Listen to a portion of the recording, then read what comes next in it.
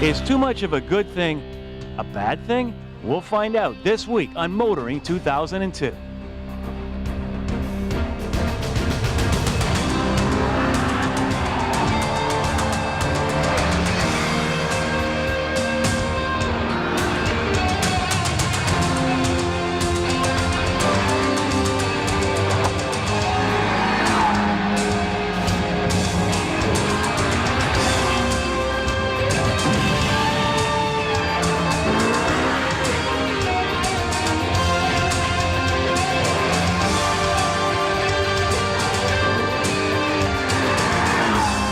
TSN's Motoring 2002 is brought to you by Quaker State Motor Oils, formulated for the vehicles you drive and the way you drive them. And Midas. Keep a good thing going. Go Midas. When it comes to heritage and tradition, few companies can compare it to Jaguar. Since its inception in 1922, Jaguar has been a pacesetter in both design and engineering, with the E-Type and XJ series a symbol of success and affluence. But you know, when Ford bought the company in the 90s, many inside and outside of Jag believed that Jags would simply become clones of other Ford products. Well, the XK8 and more recently the S-Type have proved the doomsayers wrong. Both cars have been a big success and maybe more importantly have attracted new customers into the showroom. But now Jag is about to go further down the food chain than ever before. The new car is called the X-Type. It's based on the Mondeo platform, a car that spawned the Mystique and Contour, two cars that Ford would like to forget about. So the question is Jag now spreading itself too thin? Well, this week we're going to check out the X-Type and maybe get an answer to that question as Jag begins what it is calling its biggest launch in the company's history.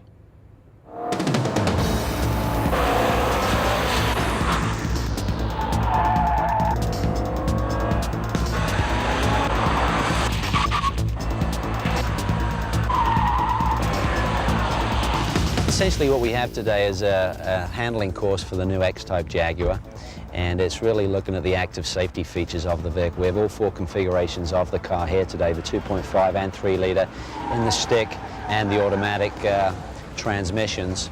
Initially we're looking at hard acceleration, how it gets off the line, how it shifts, what the shift quality is like, and then part of the course we've actually wetted down so it's nice and slippery down there, and you can really see how the DSC system works, which is dynamic stability control.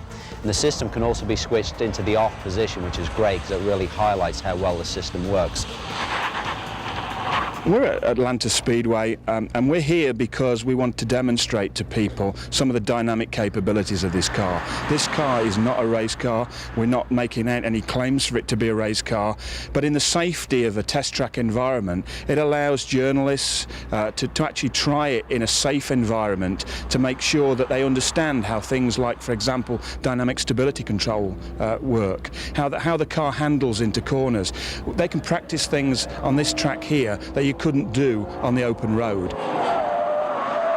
The competition in this sector is extremely fierce. BMW 3 Series, Mercedes C-Class, Audi A4, and subsequent to that things like the Alfa 156 and the IS 200 and 300. If you add all those vehicles up, you get to somewhere like 2 million vehicles total. Competition is extremely fierce, but the opportunity is vast. We looked at that competition and there's just not a Jaguar there. There isn't a car that has all the attributes that make a Jaguar in that sector. So we felt we got something to offer. Well, you get in and you know, it's pretty.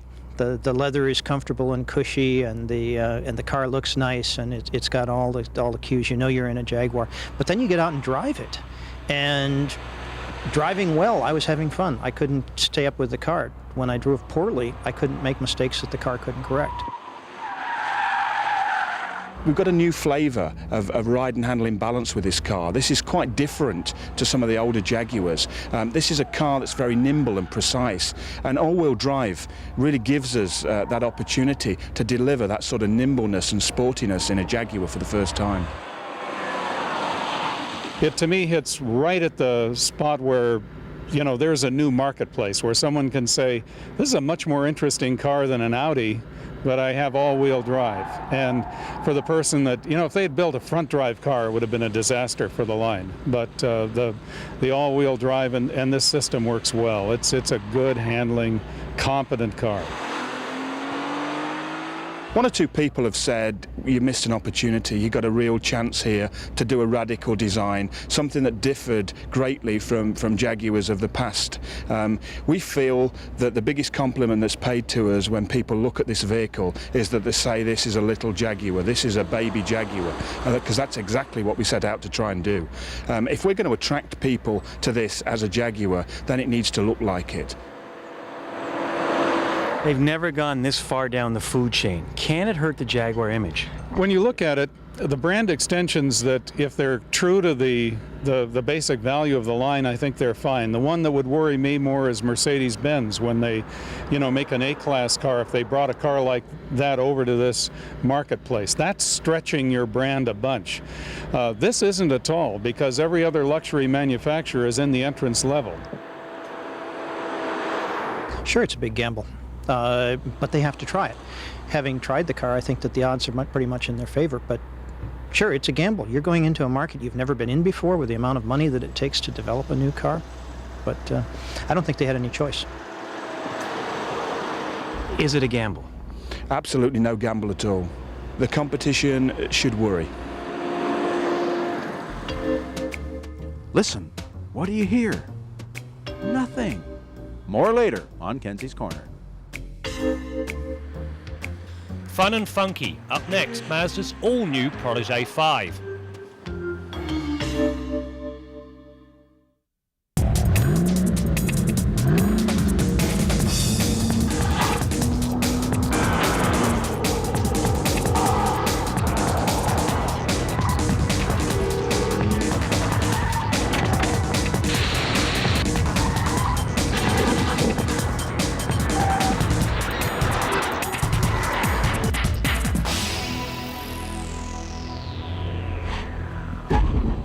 It's fun, it's funky, it's loud and it's proud. This week on Test Drive we take a look at Mazda's all-new Protege5.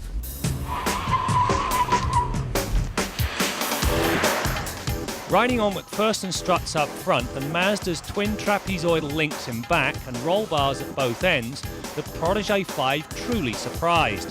First, the meaty 195/50 R16 tyres put a nice big footprint on the tarmac. Consequently, understeer is benign, and thanks to the tuned suspension settings, body roll is next to non-existent. Add to that a fast and responsive engine speed sensitive rack and pinion setup, and the Protege5 ate the pylon test alive.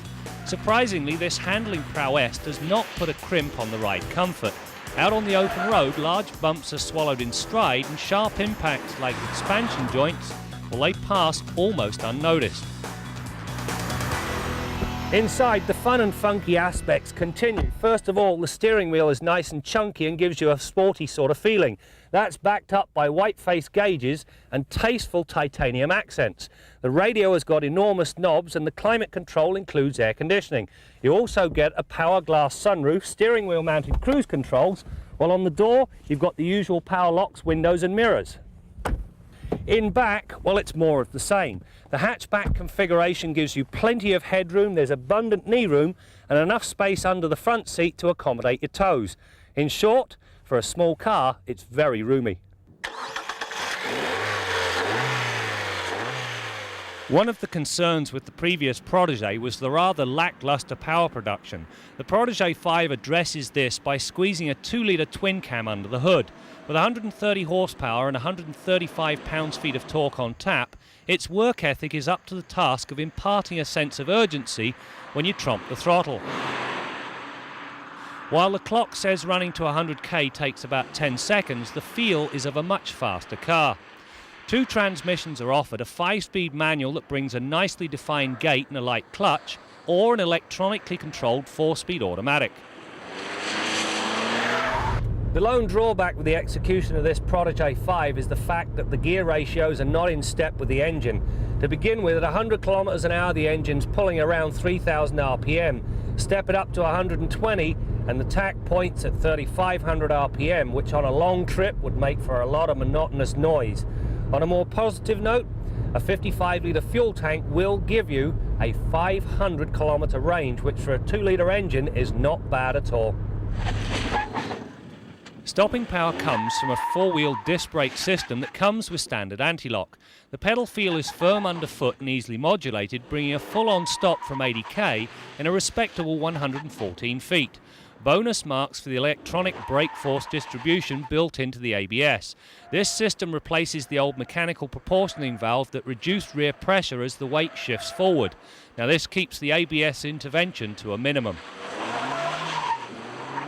From a practical perspective, this Protege5 is very well laid out. First of all, there's a real handle on the tailgate. Thank you very much. Inside, the trunk is roomy, and when you fold down the split folding rear seats, it grows enormously. The only thing I don't like is the fact that the seats sit about 2 inches above the level of the trunk floor, meaning it's not flat. That aside, this thing gives you the versatility and practicality of a wagon without the style of a hearse. On the safety front, the Protege5 brings the usual airbags, ABS and childproof door locks. It also benefits from Mazda's Triple H body construction. Now this adds stiffeners in key positions, forming a strong cage around the occupants. In the case of the worst, it transfers the impact forces away from and around the passengers. You know, this new Protege5 is a very welcome addition to the market. Not only is it fun and funky, it brings a good engine, outstanding handling, and when it comes to versatility and practicality, well, there's little can touch it given the price.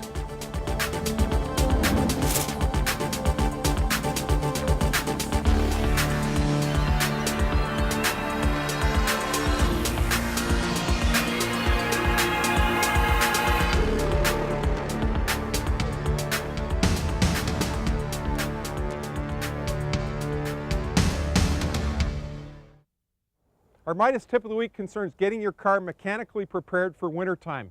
First of all, address any areas that have been problems.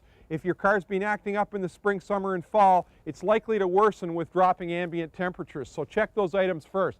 Also do a visual inspection of the entire vehicle, because you can often visually pick up on areas that are going to be problems in the not too distant future. But if your car is running well and fairly low mileage since the last service interval, you still want to check items like antifreeze. Make sure that it has the proper freeze protection, that it's full and clean, and if it needs flushing, do that before the onset of winter.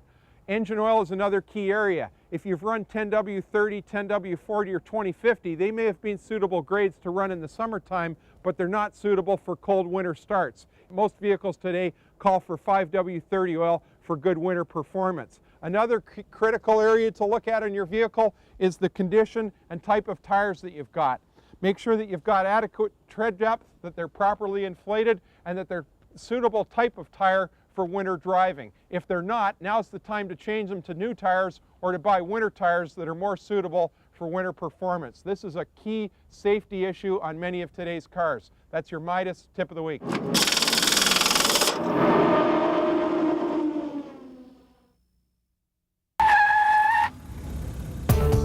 As Formula One was preparing for its first race in the United States in more than 10 years, Jaguar took the opportunity to stage a little race of its own. The event took place on Broadway in New York City with Jaguar racing teammates Eddie Irvine and Johnny Herbert. Irvine in the race car, while Herbert was behind the wheel of one of New York's finest. You like it? It's too big for me. It's too big for me. Look at the size of it. No. Not my type of car. I like something small and sporty. America's Jaguar's biggest market, 50% of sales, so we're just going to blast down here and get some footage, and it's great for me to have the opportunity to drive Formula 1 car down Broadway. I think I'm the first guy to do that, and honoured.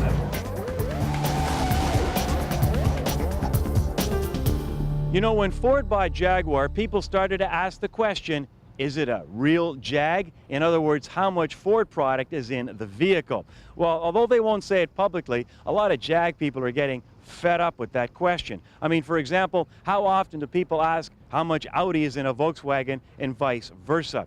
Now, they tell me there's about 20% Ford in this new X-Type, but take the engine, for example. It's derived from the Ford Duratec engine found in the Taurus. But cylinder heads and intake and exhaust systems are all Jag, resulting in 231 horsepower compared to 200 in the Taurus. You know, as Colin Tivy said earlier, there's nothing wrong with sharing as long as it results in a better product. All right, let's head to the Quaker State Garage and join Bill Gardner.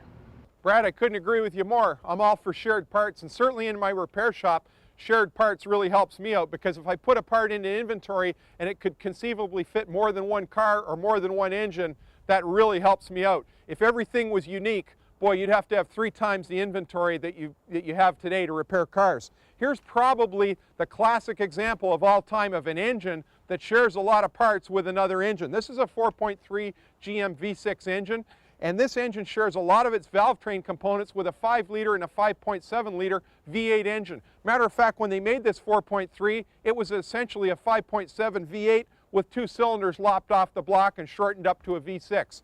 The same lifters, push rods, rocker arms, valve springs, valves, same front timing cover, timing chain and sprockets, crank seal, were all the same on the V6 as they were on the V8. Now, when we talk about engine layout, the push rods are one area and the cam layout of the engine is one key difference in the engines in many of today's vehicles. So let's have a look at this push rod V6 and show you the key differences between this and an overhead cam engine. Our cutaway engine is a push rod engine. When we look down inside the heart of this engine, we can see the valve train layout, and this is where the key difference is between a push rod and an overhead cam engine. On this push rod engine, when I turn the crank, you can see the camshaft turning down in there, and you can see one lobe of the cam coming by and actuating this valve lifter. Here's the push rods in the engine, and this is how we get the name push rod engine. The push rods actuate the valves via these rocker arms, and as their name implies, the rocker arms rock back and forth to actuate the valves. This makes for a rather compact engine design and a rather compact cylinder head because the camshaft is down in the block and not up in the head. Now over here we've got a cylinder head off a single overhead cam engine. This happens to be a 2.2-liter Chrysler 4-cylinder, and as the name implies, single overhead cam, you can see a single overhead camshaft right here. There's the cam lobes that are operating the valves via these rocker arms. The lobe comes around, presses the rocker arm down, presses the valve spring and valve down to open or actuate the valve. On the single overhead cam engine, all the valves are in line, as you can see, and when I tilt the cylinder head up, we can see in the combustion chambers, this is a 2-valve per cylinder design. We can see an intake valve that's open right here. The cam lobe is pressing this valve open. If we go to the next combustion chamber, we can see an exhaust valve that's off its seat right here. I'll lay this head back down and we'll go to the next one. This is a double overhead cam head off a Ford Mystique or Contour, and as the name implies here, the camshafts are dual. We've got one cam here operating all our exhaust valves and one cam operating our intake valves. Again, camshafts are in the head, makes for a little bit bulkier cylinder head. When I tilt this one up, we can see that it's a 4-valve per cylinder design. There's our 2 exhaust valves and 2 intake valves per combustion chamber. That hole is for the spark plug right there. Now, just to summarize, the pushrod engine is great for a big displacement, low RPM engine, very low maintenance, so it works well in full-size cars, pickups, and vans where the RPM is typically low. The overhead cam engines are good for small engines that have to turn high RPM to make their power. The double overhead cam, even higher RPM. When you talk about racing, for example, NASCAR Winston Cup cars are all pushrod V8s. They're limited to about 9,000 RPM, even when using some rather expensive lightweight valve train components. 9,000 RPM is roughly their limit. Now, when you talk about Indy cars, they're all double overhead cam engines, and they turn 13 or 14,000 RPM. Formula One cars, 16 or 17,000 RPM in some of those double overhead cam engines. They're talking about next year having engines as high as 20,000 RPM. It's hard to believe. But in any case, the pushrod engine, because of all the reciprocating mass in the valve train, can't turn really high RPM. It's got to be bigger displacement to make its power. The double overhead cam engines, smaller displacement, higher RPM, different type of a power band. I'd like to thank the guys at Oakville Automotive, Bob and Frank, for loaning me these 2 cylinder heads today. Till next week, I'm Bill Gardner for Motoring 2002.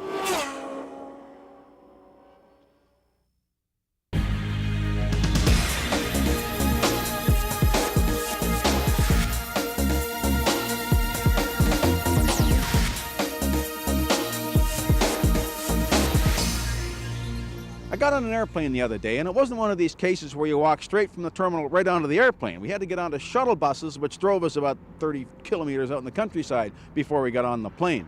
There was maybe 4 or 5 of these buses. Took us about 15 minutes to load up, and they were idling the entire time.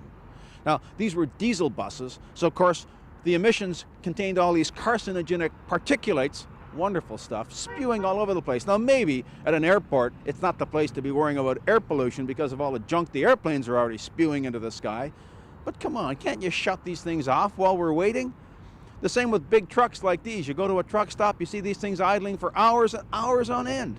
What's wrong with these people? But the worst thing is if you go to some beautiful national park, you're maybe in Banff, and the wind is whistling through the pine trees, and you hear the loons out on the lake calling to each other. And there's 50 tour buses idling, spewing the smoke into the air. Come on, folks. It's not just the air pollution either. It's the fuel consumption. Mercedes-Benz proved years ago that you can shut a diesel engine off, restart it 30 times in a minute, and still use less fuel than if it idled for that entire minute. And all the engine manufacturers tell everybody, shut the motors down, you're ruining the engine. So why don't people do it for all of our sakes? Now, you see this in Europe? Not a chance. If a vehicle is stopped for more than 30 seconds over there, they shut it off. Are they so much smarter than us? I'm Jim Kenzie. You know, I remember a few years ago when BMW was launching a new 5 Series. A reporter asked one of the executives if the company would ever build a sport utility. No, never was the curt answer. Well, you ever heard of the X5? Well, the same question was posed to the Jaguar folk, and we got the same answer, although I do tend to believe Jaguar. But along with the F-Type, which is expected in a few years, who knows down the road if we might see a Jaguar station wagon. That would be cool. A few final thoughts on the X-Type after just some brief time behind the wheel. This baby is a welcome member to the family, although Graham Fletcher will have a much closer look on a future test drive. So make sure you join us for that as we continue to bring you more stories about cars and the people who drive them. People want something very individual.